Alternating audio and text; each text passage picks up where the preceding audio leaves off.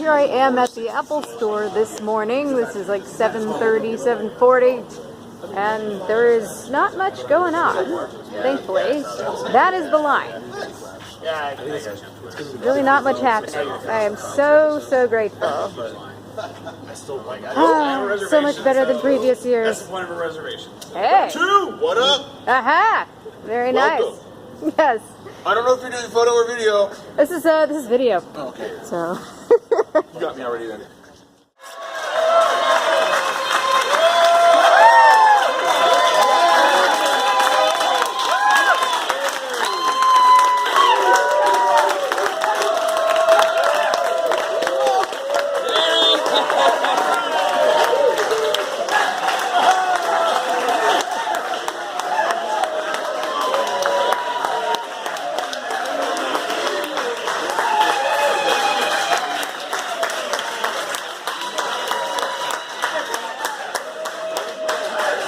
Who's helping me?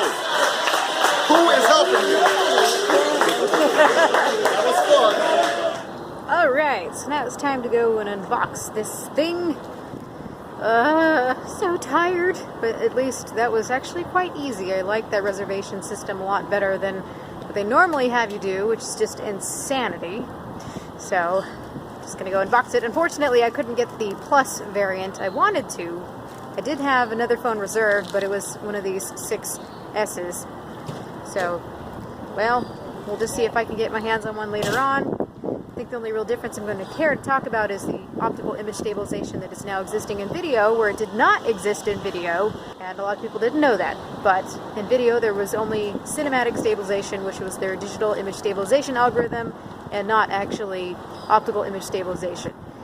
So I will get my hands on one of those eventually. Maybe.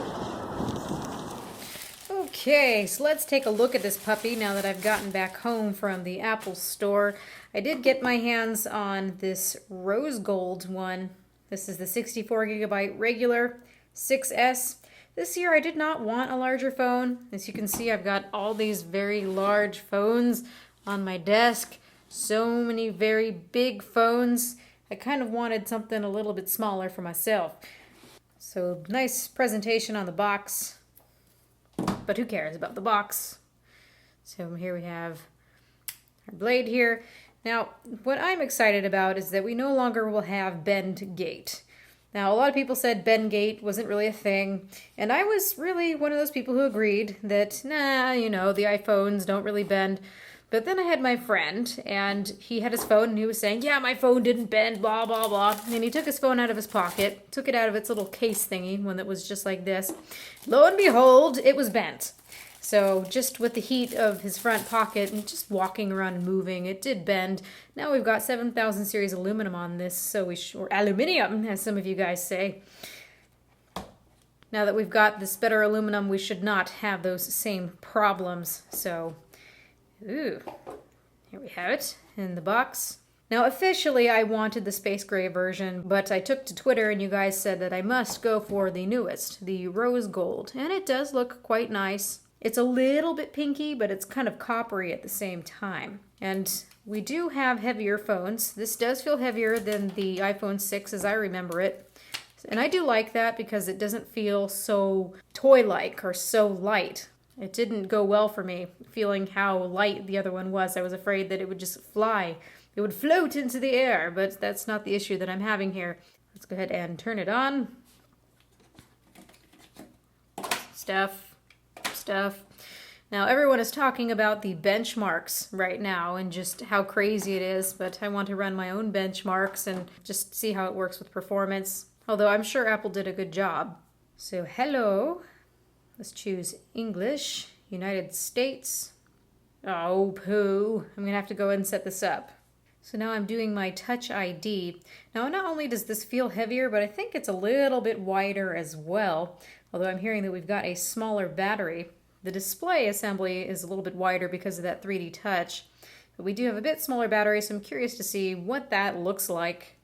Now when looking at that display, it's kind of an insult in resolution when I compare it to everything else that I've been playing with lately, even with the Moto X. This is a $400 phone, and we've got a Quad HD display. And now there's just no comparison when going back and forth. So I think that people who want to have a display that's somewhat comparable to other things on the market might want to go with the Plus version of the phone, because this just feels kind of inexcusable to have this resolution still. I nearly forgot about that. What I really care about though is the size. I've got plenty of large phones with huge displays with a lot of pixels. So we'll see how I feel. I might end up exchanging it after all. Alright, so here we are. We have it all set up. It feels really nice and snappy. And we've got that 3D touch. I don't know how much I'm actually going to use this feature, and I don't know how long it's going to take for them to actually get this integrated fully into the system. Because a lot of things right now, you just click on it and it just gives you 3 taps to tell you that it's not supported. So holding on to this, I can preview the picture. I can pull upward and I have some options. Push harder and it goes right into it. It's kind of cool. So I'll see how I feel about this over time. Hey, why are you not working now? Work thing? I don't know, it's strange. There we go. I hope it's not finicky.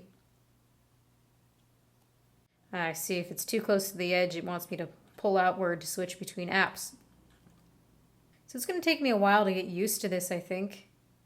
Now before I almost forget, let's go ahead and open this case. $35 for what exactly, I don't know. So we got a white one, very understated. Just shove the phone in there. Now I don't have to be worried when I shove the phone in there that it's going to bend. Whoa, that's very white now. This kind of gets rid of the whole point of the rose gold, but I think that's nice, small. Feels good. They're saying that the Touch ID is a lot faster, and indeed, I think that it is. I want to negate placebos, but I didn't even realize I had a password on this thing. I totally forgot because I just touched the home button and it immediately unlocked for me.